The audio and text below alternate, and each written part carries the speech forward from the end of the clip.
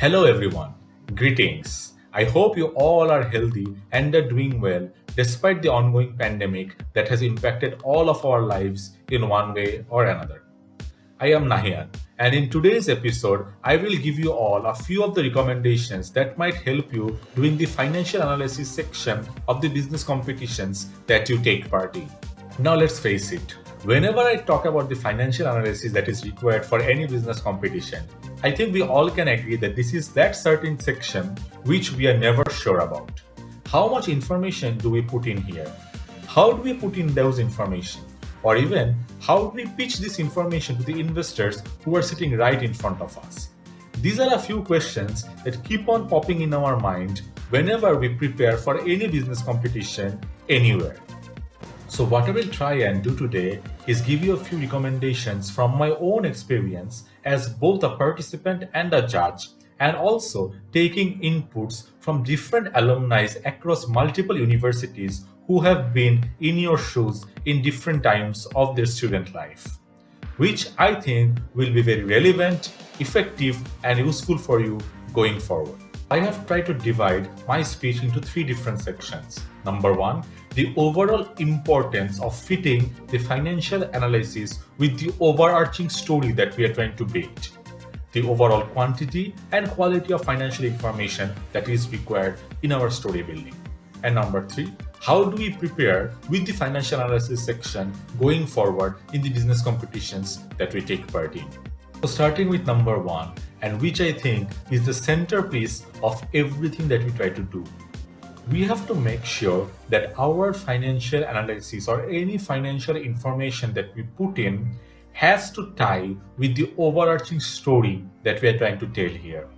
It can't look like a standalone few slides of financial information, of different ratio analysis, of P&L statements or balance sheet. We have to understand that this entire pitch of ours is one coherent story.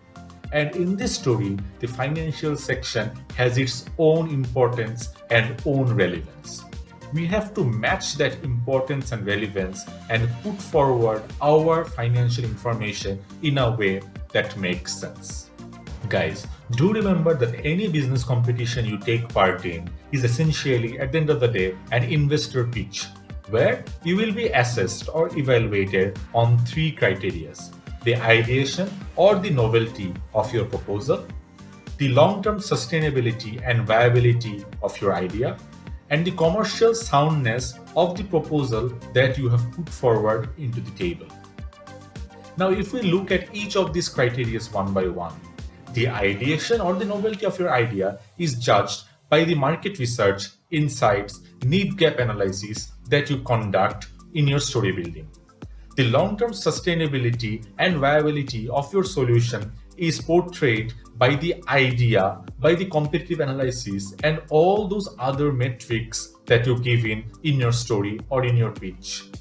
Now, with the commercial assessment or soundness analysis of your business idea or pitch, this can only be evaluated with the financial section, the financial information, and the financial returns that you are putting forward in that story. Hence, I would assume the first and the foremost challenge that you need to acknowledge here is that the financial data and information is no longer a tick mark exercise that you park for the end of your slides. Rather, you have to use the insights generated from the data and information to make key decisions of your story for the investors, because that's what you will be assessed on.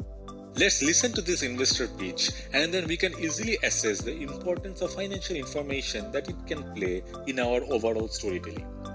Harvey's is a unique drive-through restaurant located in the heart of the city, which caters to the breakfast needs of the office goers. Versus Harvey's is a unique drive-through restaurant located in the heart of the city, which caters to the breakfast needs of the office goers.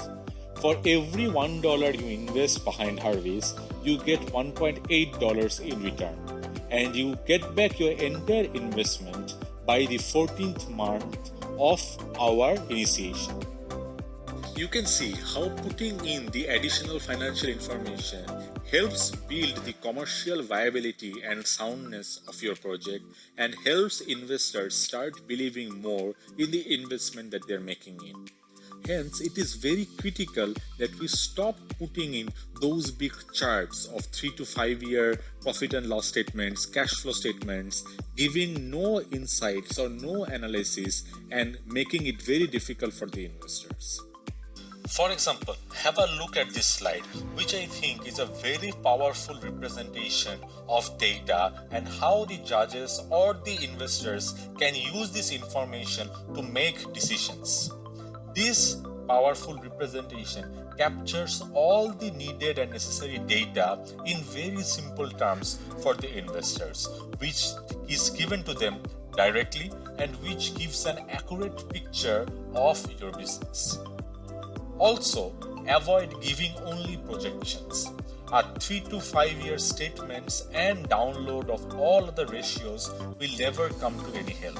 Start giving them insights. What are the assumptions of revenue that you have built in?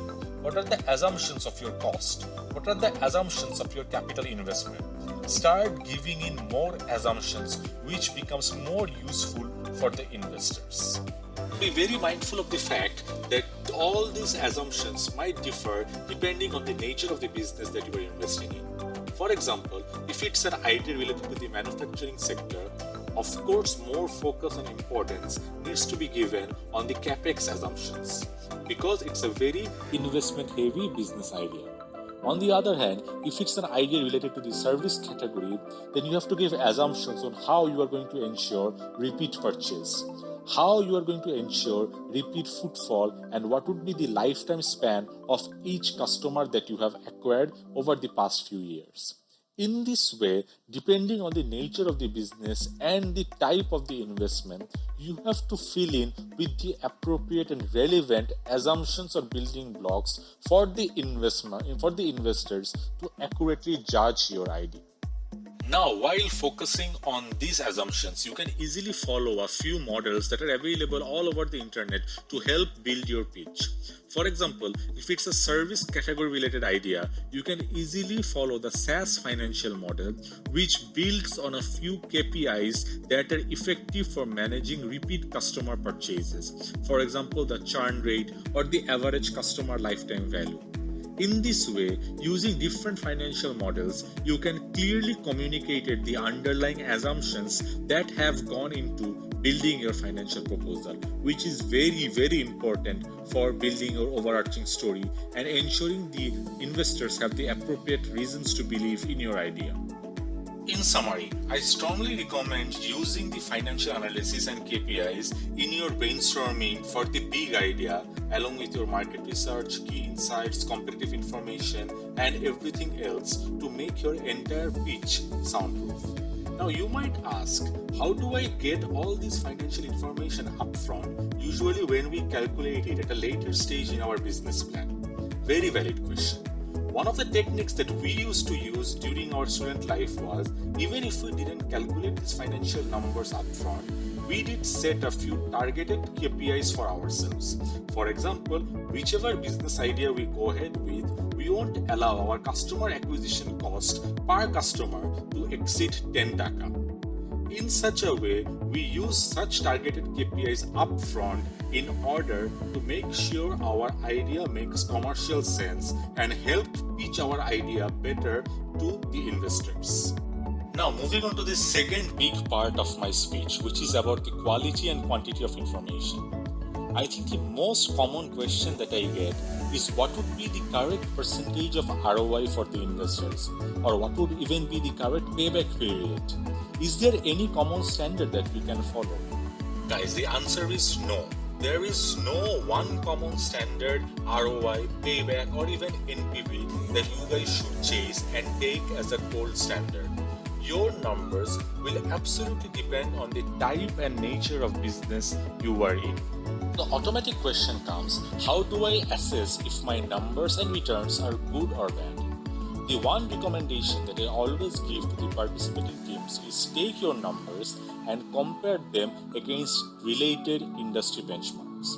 So if you are proposing a FMCG product situated in Bangladesh, then you should compare your returns with average returns from FMCG category in Bangladesh. So you should compare your returns, your profit number, your cash position, your return on equity against available industry information of the FMCG category in that country. And these information are readily available across the internet, and also you can take into account the listed company information to have a reference. Furthermore, this relative benchmarking can also lead to having competitive edge. For example, while doing this benchmarking, you identify that company X has a very low operating margin because of huge redundancies. You can immediately take this information and restructure your process in a way which gives you higher operating margin versus your competitor, which can come very handy in a competitive scenario. So yeah, there is no one gold standard number. Always use benchmarking to identify what is right for your nature of the business and your industry. Now the other part, how much information do I really put in my presentation? Well, the general practice is to put in 3 to 5 year financial projections, including income statement, cash flow, along with a few other financial ratios. What they usually suggest is to make it less cluttered, make a summary version of these projections and put it in your main slide. Put in all the other details in the appendix section so that if you are asked a question, you can always go back there as a reference and answer them from there. However, there are a few competitions which mandates you to use 3 to 5 year financial projections. Even for them, I recommend using a summary slide of key numbers of these projections in the main deck and putting in all the other details in the appendix section for coming back if asked later. Additionally, there is another technique which I found very useful during my business competition days. It is called the value chain financial analysis, where you clearly show the returns each of the value chain partners used to make before implementation of your idea or project and the annual returns they start making immediately after implementation of your project. What it does is, it clearly shows the investors what impact your project is having on each of the value chain partners. Furthermore, the social return on investment (SROI) matrix has become very popular nowadays. So you can use a mix and match of all these techniques to give a sound representation of your financial analysis. So now comes the last part, which is how do I prepare for doing financial analysis in business competitions? Well, I guess the more frequently you start putting these concepts into practice, the more comfortable you start becoming in financial analysis during business competitions. So one thing that might come in handy for you even before the competition starts is probably a template that you can use for yourself. What that template might cover is a range of financial questions that you might ask yourself and your team, irrespective of the idea or the business case, that will help you understand the overall commercial soundness of your proposed solution or idea. Also, this template might cover a standard format of the summary KPI information that you will be using in your main slide after you are done with all the detailed analysis of your financials. But for me, the most useful preparation has always been detailed research, which helped me identify the key industry facts, the competitor information, and the value chain returns. All this information always helped me get an upper edge in trying to justify our proposal or our idea. Hence, I would recommend always do your research. Otherwise, the judges will keep on asking you questions which you will not be able to understand or answer properly. Besides, nowadays, there are a few finance-specific related business competitions. For them, I would think that if you have Microsoft Excel basics or a superior understanding of a few research tools, this will always come in handy. So if you have one of those members in your team who are good at these Microsoft packages or research tools, it might always come as an added advantage. So I guess that's all I had to say. In summary, stop using financial analysis as a tick mark exercise.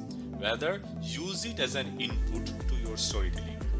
There is no one gold standard number you are chasing. Your numbers will depend on the nature of your business. And lastly, do your research, because doing your research will keep you in the best shape in front of those judges or investors. In the end, I will only say that irrespective of whatever you do or whatever you show on that stage, the numbers don't lie.